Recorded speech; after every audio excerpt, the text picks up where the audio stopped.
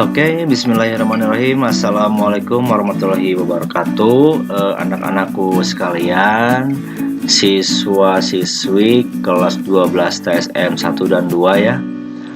Ketemu lagi bersama Bapak di pertemuan ketiga atau keempat kali ini ya. Pada mata pelajaran PBSM pengelolaan bengkel sepeda motor. Oke, melanjutkan dari materi di minggu sebelumnya mengenai struktur organisasi ya, Bapak langsung saja.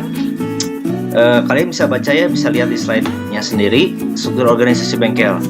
Secara pengertian, bengkel sepeda motor adalah perusahaan yang bergerak di bidang pelayanan, jasa servis, dan penjualan spare part. Salah satu faktor yang mempengaruhi maju tidaknya perusahaan bengkel sepeda motor adalah manajemen bengkel itu sendiri. Di antaranya adalah struktur organisasi bengkel. Struktur organisasi bengkel sangat penting untuk hubungan koordinasi antar karyawan. Selain itu, SOP alur kerja bengkel sangat penting untuk menentukan tugas masing-masing karyawan. Struktur organisasi bengkel yang dibuat itu sangat penting, anak-anakku sekalian, itu menentukan berhasil tidaknya suatu bengkel dalam mengelola perusahaan tersebut ya. Bengkel itu suatu perusahaan, cuman perusahaan yang bergerak dalam bidang pelayanan jasa servis. Nah, ada ya dalam penjualan sepeda motor.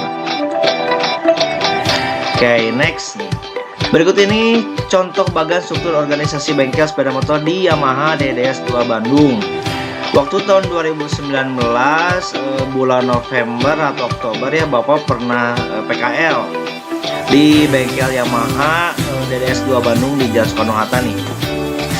Jadi ada mulai dari owner sebagai pemilik, manajer yang mengelola bengkel tersebut, ada teknik maksudnya yang supervisor untuk bagian teknisi dan administrasi. Ini bagiannya bisa kalian lihat ya, ada SA, service advisor, kepala mekanik, parts, front desk, kasir. Di bawah kepala mekanik ada mekanik, asisten mekanik, pegawai cuci. Yaitu salah satu contoh di organisasi bengkel di Yamaha DDS 2 Bandung. Oke, nah berikut ini contoh-contoh bagan struktur organisasi bengkel sepeda motor di Yamaha DDS 2 Bandung ya. Ini job desk-nya masing-masing. Ada owner memberikan pendanaan dan mengontrol aktivitas manajemen. Manajer bertugas untuk bertanggung jawab atas jalannya operasional. Kepala mekanik penanggung jawab dan pengawas atas kinerja mekanik, asisten mekanik, dan pegawai cuci. Part bertanggung jawab pada keluar masuk suku cadang atau spare part di gudang. Front desk membuat laporan kerja dari pelanggan. Kasir bertanggung jawab pada setiap transaksi penjualan. Kasir ini bertugas soal keuangan ya. Mekanik tentu saja bertugas menangani perbaikan motor, yang menghandle motor, megang motor, memperbaiki masalah pada kendaraan bermotor konsumen itu dipegang oleh mekanik. Mekanik memiliki asisten mekanik, bertugas membantu mekanik, lalu pegawai cuci bertugas mencuci motor. Tidak semua memang bengkel-bengkel memiliki pegawai cuci atau ada pelayanan cuci motor setelah servis ataupun sebelum servis. Tapi di Yamaha DDS 2 Bandung itu memiliki pegawai cuci yang bertugas mencuci sepeda motor konsumen setelah ataupun sebelum mencuci sepeda motor, menservis sepeda motor. Next nih, struktur organisasi bengkel ya.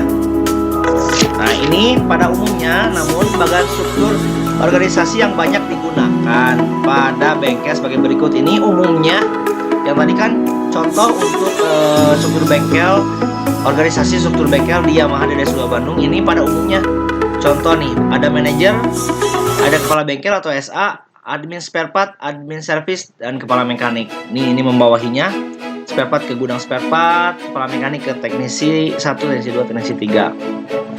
Oke, berikut penjelasan dari bagan-bagan pada bagan struktur di atas ya. Manajer, ada fungsi, tugas, dan tanggung jawab dari bagian-bagian tersebut. Manajer, fungsi untuk memonitor, mengevaluasi langsung perkembangan perusahaan atau bengkel. Tugasnya mengontrol, mengevaluasi semua sistem yang diterapkan di bengkel, membuat rencana pengembangan bengkel, dan mengembangkan sumber daya manusia untuk meningkatkan kualitas kerja. Tanggung jawab dari manajer, menjaga kelangsungan usaha bengkel, mengembangkan usaha bengkel, dan mengontrol kinerja karyawan. Nih, tugas dari manajer sendiri ada yang namanya mengembangkan SDM. Jadi setiap teknisi, contohnya nih teknisi di Yamaha DDS 2 Bandung itu disekolahin lagi, diberi pendidikan lagi supaya sumber daya manusia mereka, SDM mereka itu lebih meningkat. Membuat perencanaan nih, membuat rencana pengembangan bengkel. Nah, si manajer tersebut bertugas, dia membuat rencana nih, rencana setahun ke depan, rencana sebulan ke depan dari bengkel tersebut itu seperti apa, dibuat oleh seorang manajer. Lalu kepala bengkel, poin B, kepala bengkel atau SA, Service Advisor, atau bisa dibilang juga frontman. Nih, fungsi dari SA atau kepala bengkel atau frontman yaitu orang yang langsung berhubungan dengan konsumen untuk melayani dan menerima konsumen. Jadi ketika konsumen datang, konsumen ke bagian admin kan ya, mendaftarkan kendaraannya untuk diservis. Nah, dilayani pertama kali itu oleh seorang SA atau kepala bengkel. Ditanya masalah motornya apa, apakah servis aja, apakah ada masalah yang lain, apakah ada spare part yang mau diganti. Itu dilaksanakan oleh seorang kepala bengkel atau service advisor. Tugas melaksanakan pelayanan penerimaan konsumen dengan baik, mendiagnosis keluhan nih ya, keluhan konsumen dengan baik, membuat work order, pra-work. Jadi membuat orderan dari konsumen ini apa aja, servis, ganti oli, misalkan ganti rantai untuk motor yang rantai, untuk ganti V-belt untuk motor matic.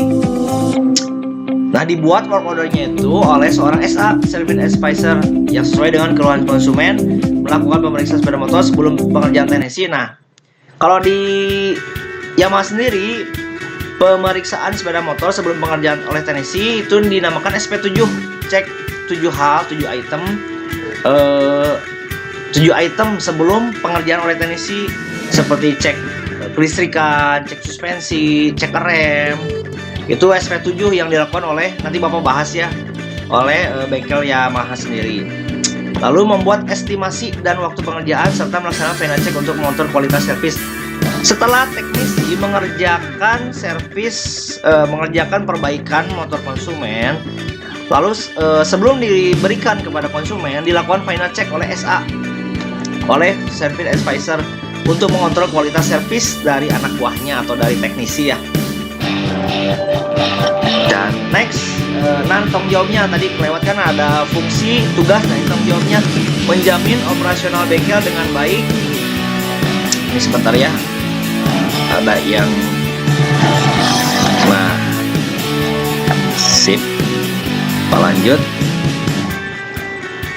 Nah, menjamin operasional bengkel dengan baik, menjaga kualitas kerja bawahannya, yaitu teknisi, mengantisipasi kebutuhan konsumen, mengevaluasi, melaporkan kondisi bengkel pada atasan, serta mengkoordinasi pekerjaan. Itu tanggung jawab dari seorang SA atau kepala bengkel. Lalu dari SA ada yang namanya chief mekanik atau kepala mekanik. Fungsinya mengkoordinasi pekerjaan teknisi dengan baik. Tugas membagi pengerjaan terhadap mekanik, membantu pekerjaan mekanik apabila terdapat kesulitan, menyerahkan work order kepada mekanik, menyerahkan spare part yang dibutuhkan mekanik. Jadi ketika ada orderan untuk mengganti spare part, yang mengambil spare partnya itu bukan si teknisi, tapi kepala teknisi, kepala mekanik. Kepala mekanik diberi oleh orang-orang spare part, diberi kepada kepala mekanik, dari kepala mekanik dibagikan kepada teknisi yang memperbaiki atau menservis kendaraan konsumen. Nih, tanggung jawabnya mengontrol pekerjaan teknisi untuk menjamin kualitas kerja teknisi. Itu pekerjaan dari kepala mekanik atau shift mekanik, shift teknisi. Nah, ini sebagai contoh ya, Bapak ambil foto waktu Bapak PKL di Yamaha DDS2 Bandung. Nah, ini nih salah satu contoh fotonya ya, supervisor to konsumen. Nah, jadi ini sebelum ataupun sesudah servis. Ini misalkan sebelum ya, si konsumen sendiri menyampaikan keluhannya kepada SA, kepada service advisor atau kepada kepala bengkel, menyampaikan masalah motornya ada apa aja, misalkan habis kampas rem, mau ganti oli, atau lampunya ada yang mati, menyampaikan atau masalah apa saja yang dirasakan oleh konsumen terhadap kendaraannya disampaikan kepada kepala bengkel. Nah, setelah kepala bengkel menerima keluhan dari konsumen, Si kepala bengkel atau service advisor sendiri menyampaikannya kepada